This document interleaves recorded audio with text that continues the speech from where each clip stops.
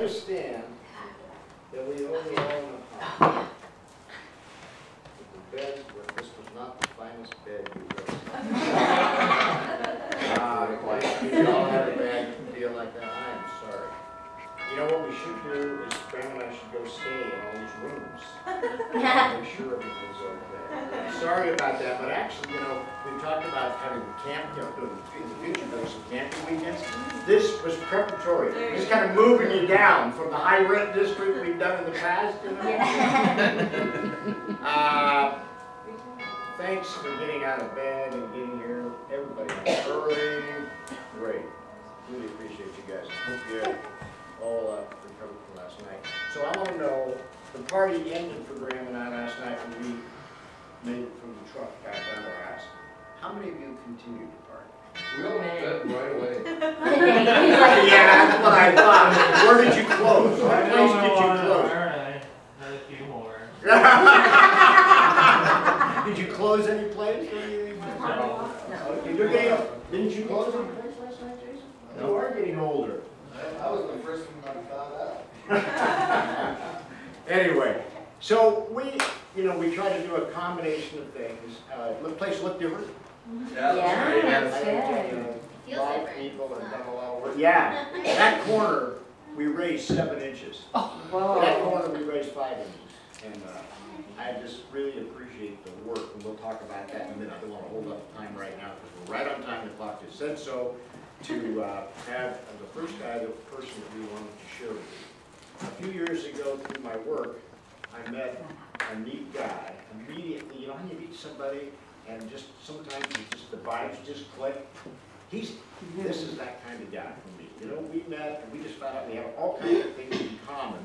He was managing a very high-end women's store, kind of my fantasy. A women's store down in the, what hotel? Olympic. In the Olympic Hotel, Olympic Four Seasons Hotel. And just a kind of place where they buy $35,000 wedding gowns and that kind of thing. He was managing that place anyway. And no offense, Carly. Carly works at David's Bridal, wherever she is there. Okay, anyway, slightly different market. Yeah, $35,000. Anyway, and so they became clients of ours. Jamie's knows about dealing with them. She sends her checks off to them too. Anyway, then later, David had previous to that managed Nordstrom, been a manager for Nordstrom's, huge warehouse, had a lot of management experience. Very, just has a lot of great qualities about him that I really appreciate his value. For a short period of time, a couple of years, he actually managed the Lowe's store in Mount Vernon. So anyway, I asked David if he would come in a few minutes and share with us. He's working with an organization now that had a big impact on my life in many ways. It's called Pacific Institute. Some of the things you're doing there, the Kentner kids, your mom worked in one of the first programs they did for kids. She was running one of our kids that was old enough at the time. I think she was 14. Anyway, so you're going to really enjoy hearing David. Hopefully he's going to stir your mental hoppers. I know he will. David Brooke, get up here and do whatever you want to do. I'll shut up and give you a few minutes.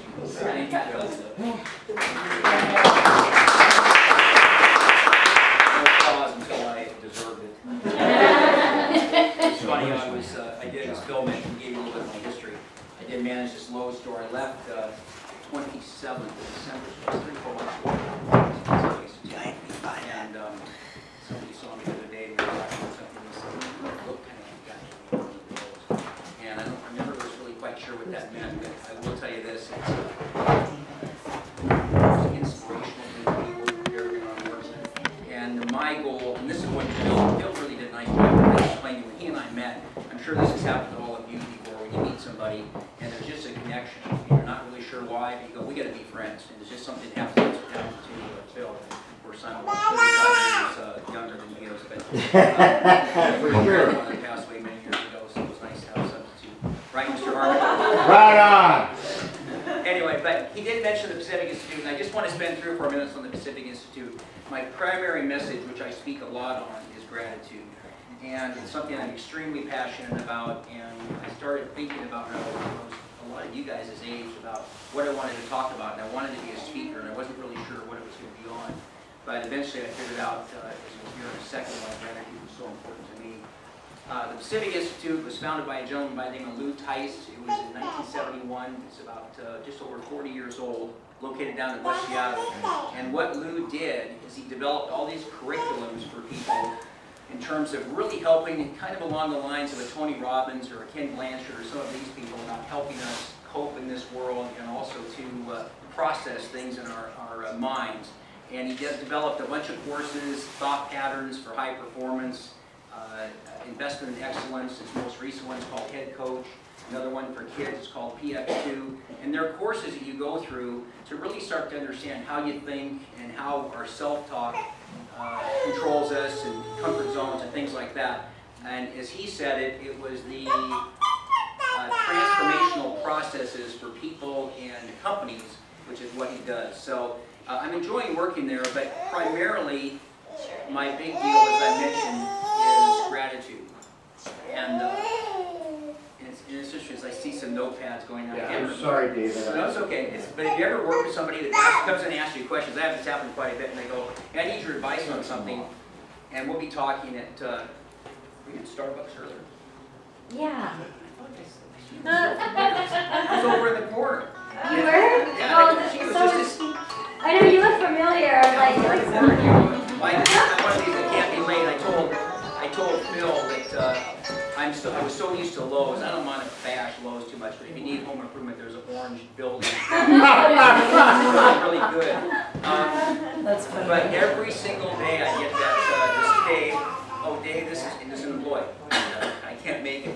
So I was at Starbucks, and I was so tempted to call them and start coughing and say, hey, I'm still in Seattle, I can't make it. So I was getting upset, but I have to be places an hour early because it bothers me. I just can't be late and that kind of thing. But anyway, but occasionally out of Starbucks, I'll be talking to somebody, oh, hey, I need your advice on something. And I'll be telling them all this stuff. And something else, one of the notes or anything. I mean, I keep track of this. So some people maybe they get better memories than I think. But anyway, but I want to really, as I say, I've got 15, 20 minutes, and I want to talk primarily about gratitude. And I want to talk about how it changed my life, and it can change yours too, which is really kind of the subject matter that I cover when I do longer speeches. And the big thing I want to talk about, at least starting, is how this really impacted my life, and how it changed originally. And how that was is on September 29th, 1998. I woke up as a Tuesday morning, looked over in my bed, and my wife, Dana, was not there. And I couldn't figure out where she was, because I'd said goodnight to her the night before, and was completely baffled. It was about 6 in the morning. So I walked down the hallway. My 4-year-old son, Connor, and my 14-year-old son, Kyle, pop out of their bedrooms and, where's Mom? So we were looking around the house, and we're looking in rooms and so forth, and we walked down the hallway, and I spot her down in the basement next to the washer and dryer on the floor, face down. So I go screaming down there, and I turn her over, and she's got stuff coming out of her mouth and stuff, and it's horrible. And I said to Connor, or to Kyle, go call 911, and within minutes, our house is swarming with Medic 1, fire, police, all the people that came in there, and they're all over her, and they dragged her out into the rec room, and they've got paddles and tubes and all this kind of thing, and I don't know what is going on.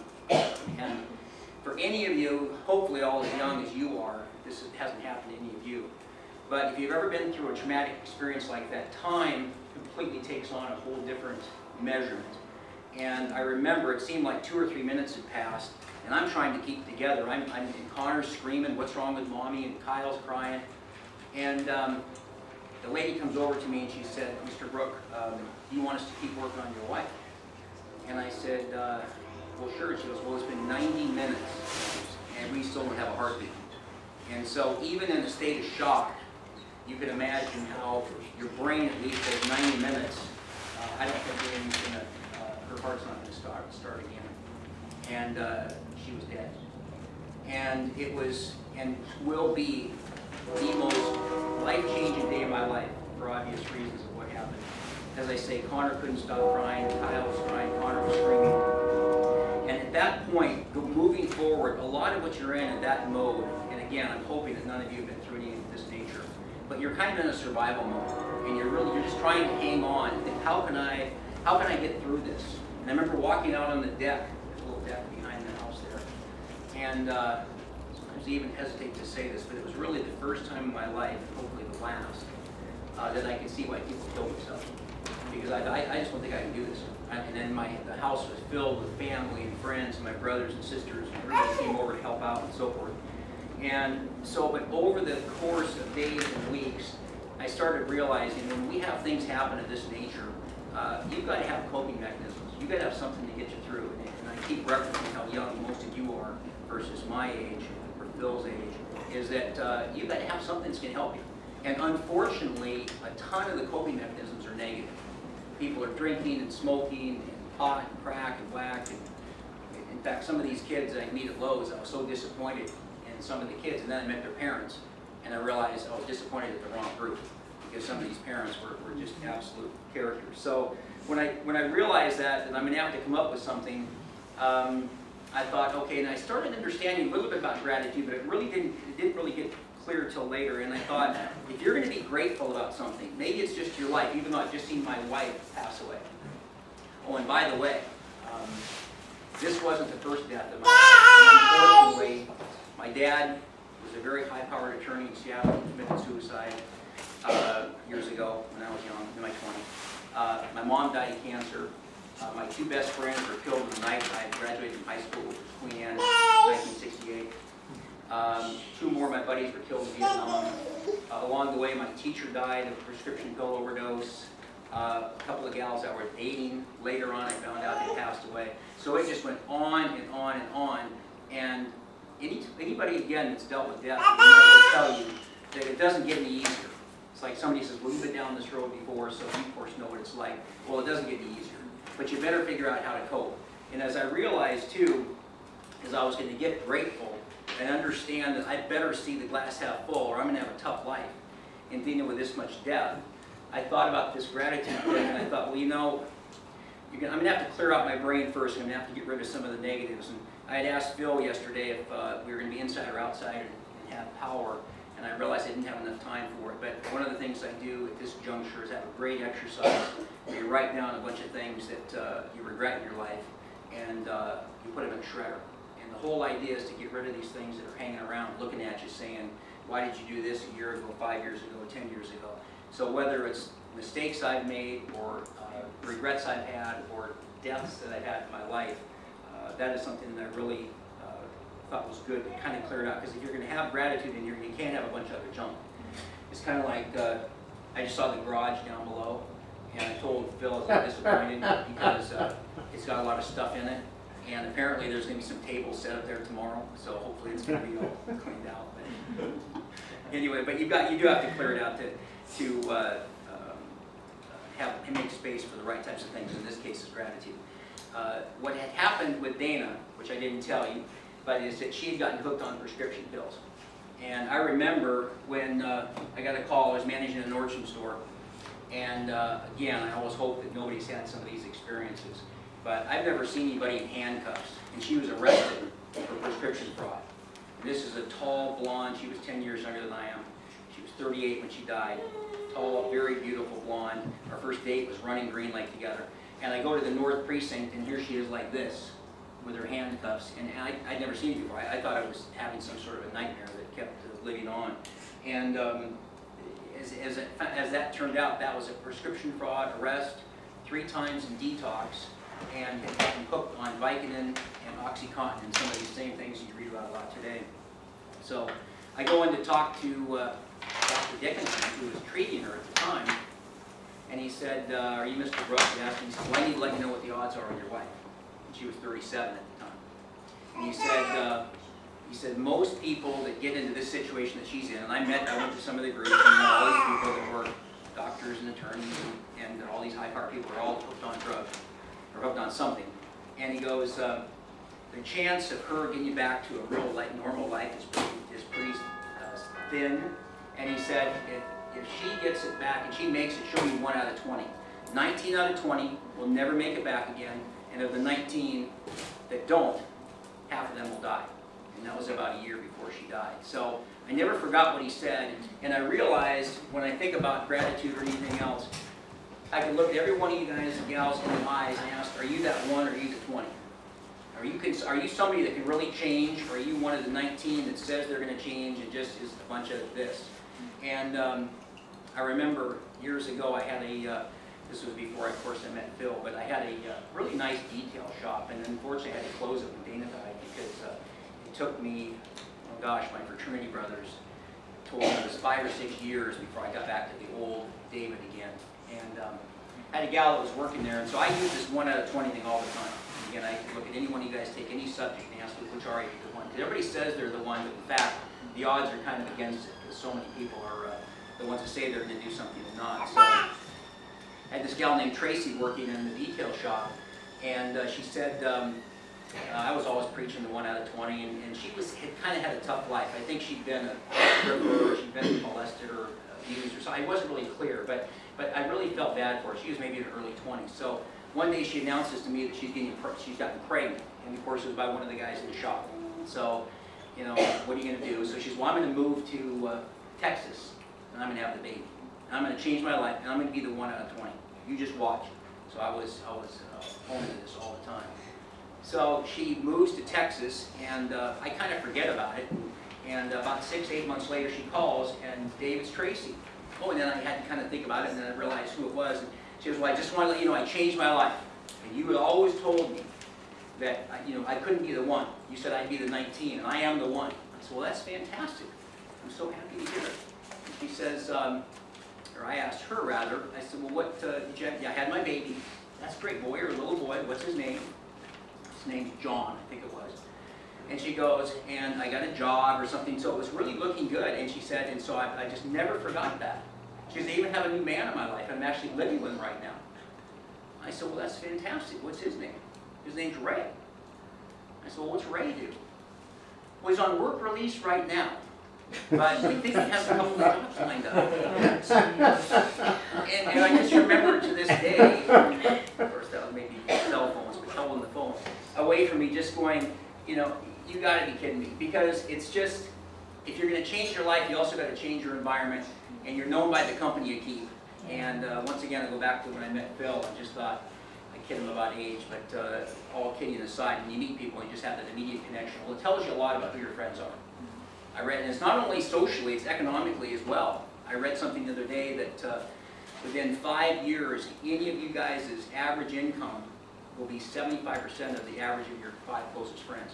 Again, showing out by who you hang out with. So, and I think the thing that I realized too is once you've kind of cleared out this brain, you understand gratitude, and I'm going to close with a gratitude journal, which has just changed my life and is something I spend 7.5 minutes a day, which I'm extremely passionate about, and sell a lot of them and talk about that as kind of a way to record that every day, which I'll wrap up on. But if you understand how important gratitude is, and we live in an extremely negative world, people are always talking about what's wrong. Just turn on the news, turn on the radio, it's all the bad stuff that's out there. And so if you understand how powerful it can be for you, then you've got to clear out your brain and get it ready for things, get those other mistakes and negatives in the past. And then realize that whatever that is, it takes as long as it takes. I'm 62 years old, and I started talking about being a speaker when I was 19. Well, I think that's 43 years, if I'm not mistaken. I finally have a couple of keynote speeches next year already, and plan to do this much more so than Pacific Institute. I'll stay with them. But it's so important, though, not to compare yourself to anybody else. And we do this all the time, and he has this, she has that, whatever. Every one of us is unique. And whatever Phil Harmon's path was, or Esther or mine, or whoever it might be, it's your path.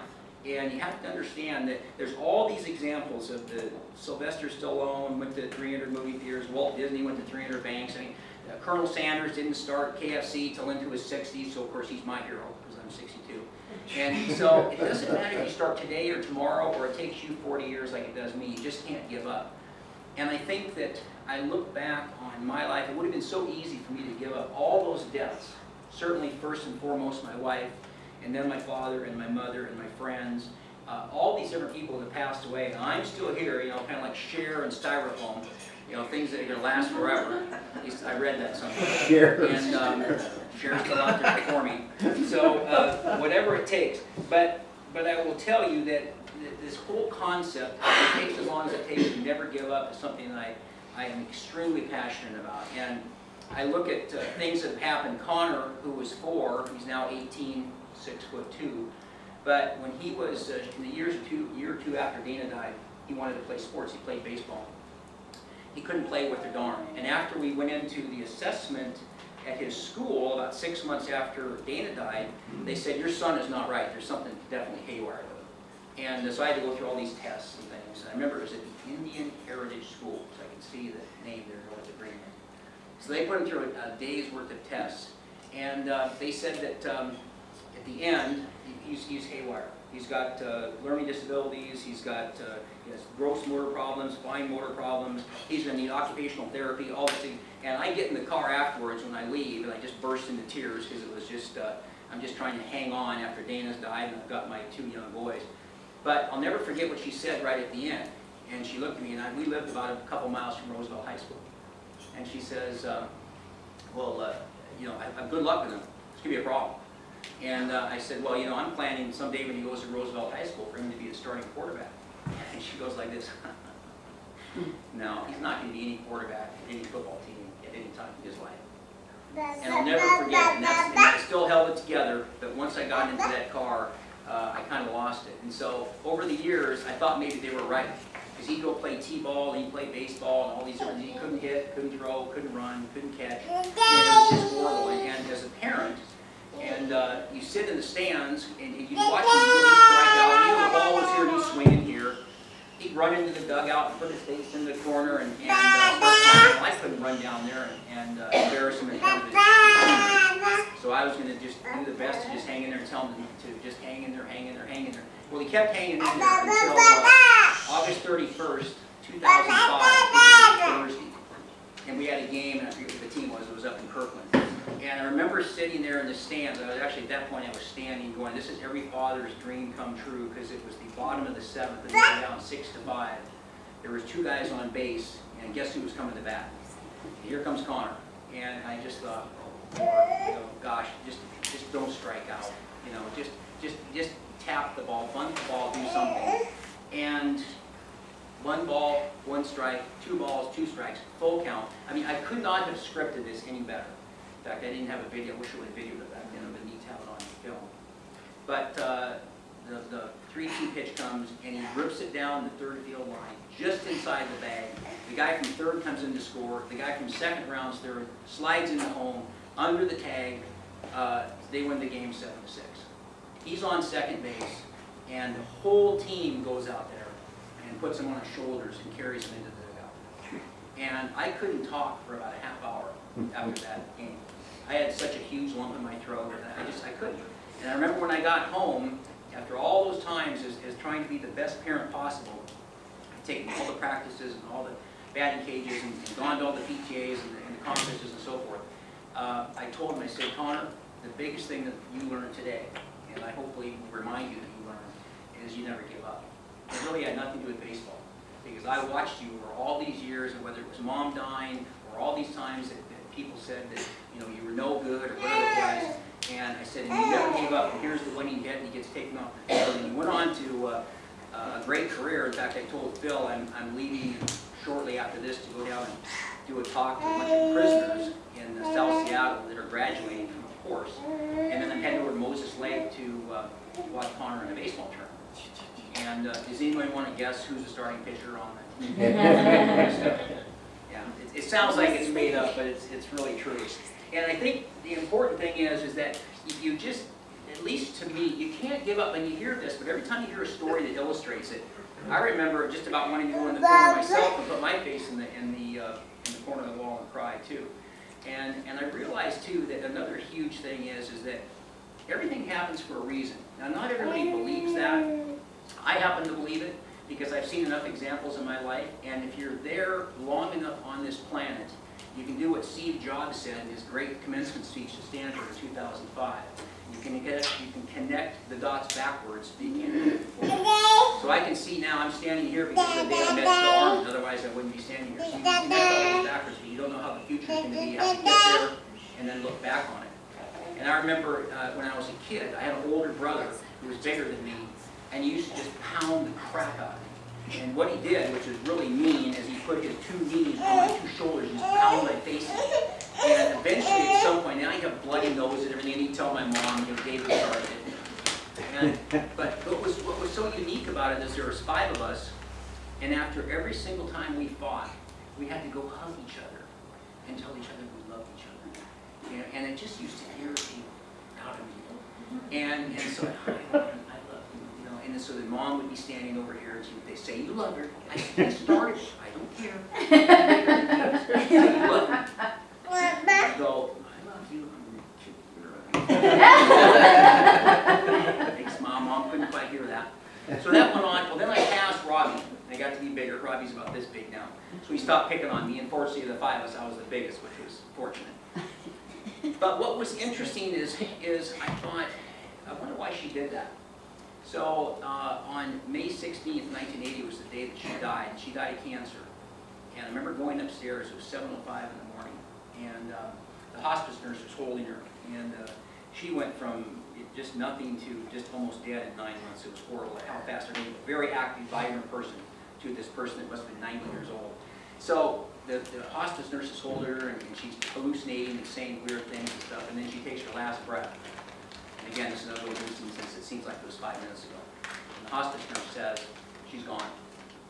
And so Robbie, Jimmy, Donnie, David, myself, and Gina all were hugging around and all crying it together, and all of a sudden this light bulb went on.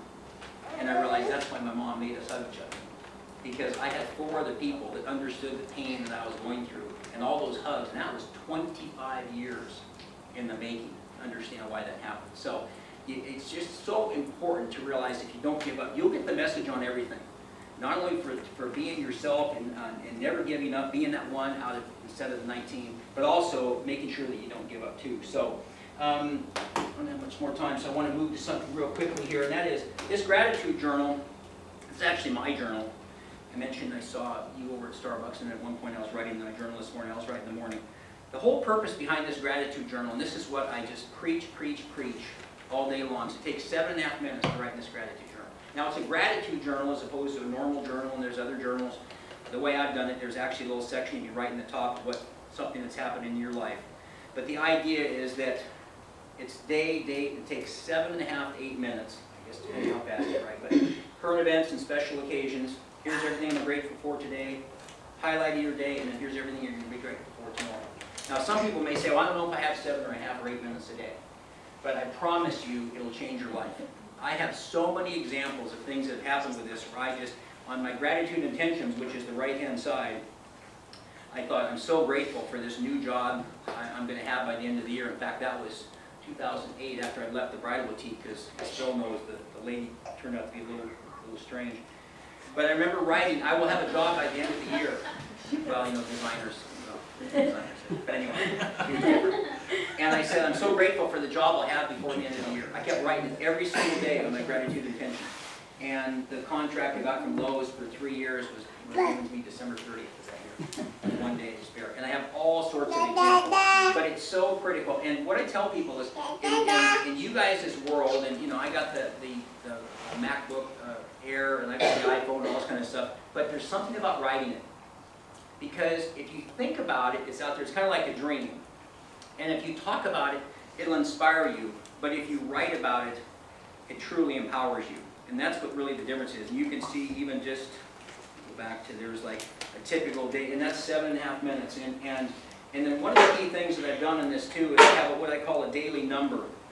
And the daily number is how you feel about your state of mind that day. 10 is maybe one of the best days of your life. 1 is a day that's, well, not very pleasant to say the least. And so on those days, I like to number myself so I can kind of keep track of how I'm doing. And a perfect example is I was doing a talk at the Burlington Chamber of Commerce several months ago, and I woke up and I was like the 4 or 5. I don't know what was wrong. My mom had some manic depressive problems. I don't know if I got some of her depressive stuff or whatever, but I thought I'm going to have to counteract this somehow because I'm too energetic for this. And but I was like a 4 or 5, so I said, you got to get your journal and go down to Starbucks right now. So I grabbed it and went down to Starbucks. And after writing in it, spending that 7.5, 8 minutes, writing down, I'm so grateful to have a friend like Phil Harmon. I'm so grateful to be healthy. Just a lot of things we take for granted every day. To have great cousins or family members or what have you. And that popped me up to about a 6, I'd say, maybe a 7. Then I went up to Burlington and did a really neat talk, and I had 2 or 3 people come up to me afterwards with tears in their eyes, And they all bought journals, they all bought books and things, which was great. But the big thing is, they said, I really like the story you said this. This changed my life. You just changed my life because of what you said.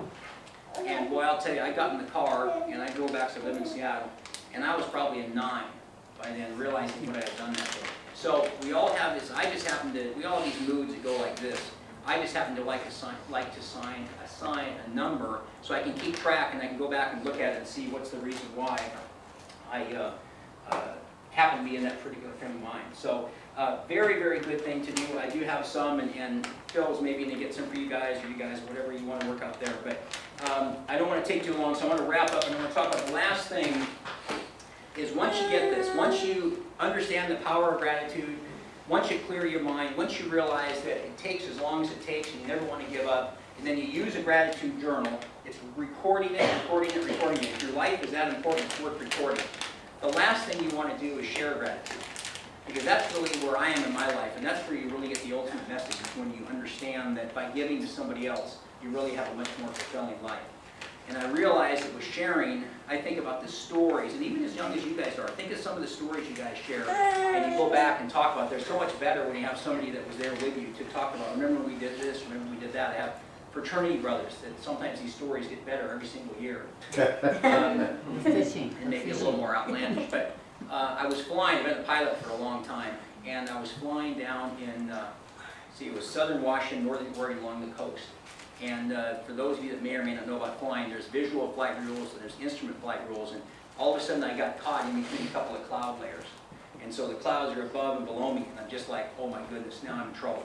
You know, you're supposed to have visual contact with the land at all time. Well, then something happened. The sun came out from the side, excuse me, from the ocean side, and it was like these colors, and it hit it. And it was like the most incredible kaleidoscope I've ever seen. And I'm going along about 150 knots, which is about 180 miles an hour.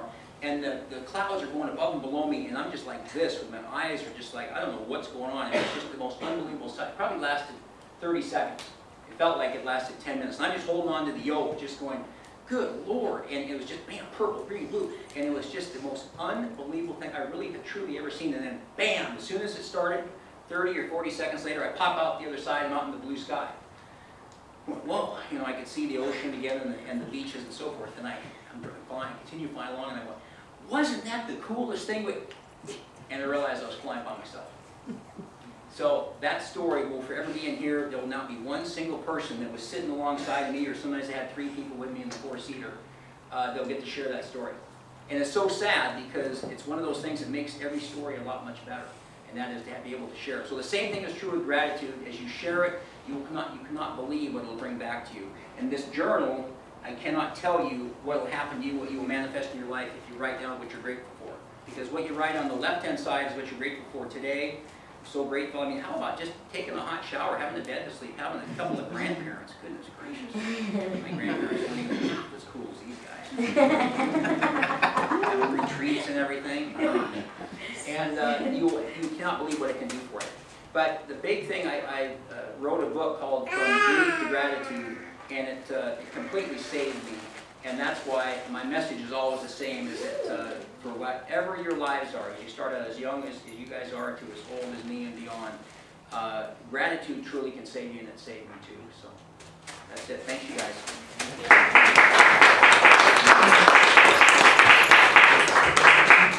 Thank you, David. Dave, do any of you have any questions you want to throw at David before he hits the road?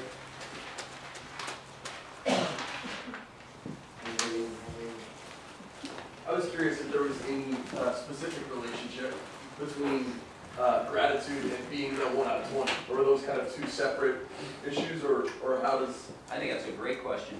I think that when I told Phil about, I was going to call and start coughing, like, oh, right, yeah. And then they'd always say, well, we want to be just like you when I grow up. Well, you know, you need to behave like that too. The reason that's such a good question is because I've noticed, and again, you guys have too, I'm not telling you a lot of stuff that you guys don't already know, it's just that something that just triggers a thought. If you look at the qualities of certain people, a bunch of things seem to fall into alignment. And people that are on time tend to be grateful, they tend to be harder workers, they tend to be the one not the 19, and so on. And again, it's kind of like, I get a kick out of how I'll tell people, and it doesn't matter what it is, because another thing I've said many times, if you want to learn how to ride a bike,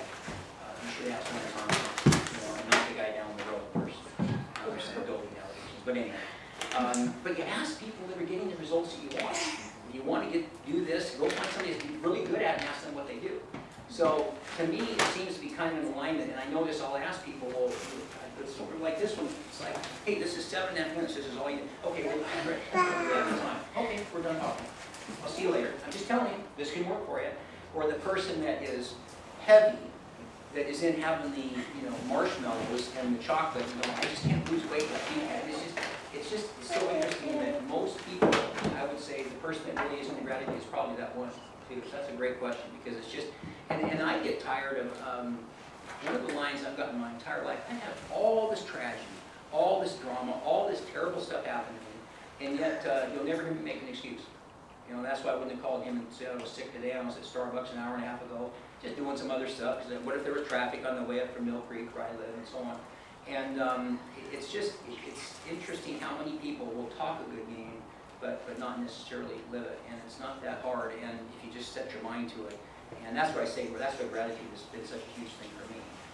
But I'm just amazed how many times I've talked to people, well, here's what you need to do. Okay, well, the reason that won't work for me is, okay, I'll see you later. Gotta run. Great sweater. But anyway, so. Anybody else? So what we want to do, for any of you that want, and that really will use it, you don't want to just flush the money down the tube. But if you would use it, we will buy one of David's journals. So if you would like one, we'll take a break here in a minute. And is this all you brought with you? I actually have some more. I don't know how many you need, so I brought some more in the car too. Okay. So come up and see David if you want one. We'll take a little break. And there's some coffee, and we have to run out and get some more. And then we will listen to sorry. And Cindy will be our next speaker. Thank you so much, David. Take a break. You want to journal?